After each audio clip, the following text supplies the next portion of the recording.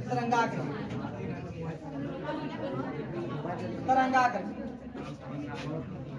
इसको अंग्रेजी में कहते हैं wave front, wave front. Front माने क्या होता है?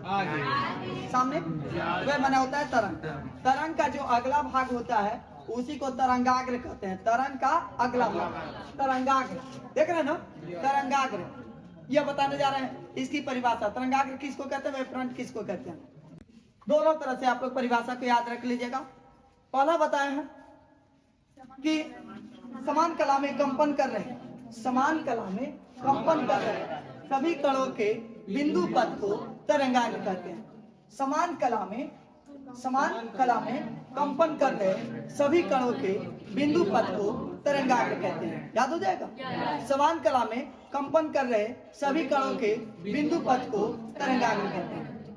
आप दूसरे तरह से भी आप परिभाषा इसको ऐसे दे सकते हैं, किसी क्षण विशेष में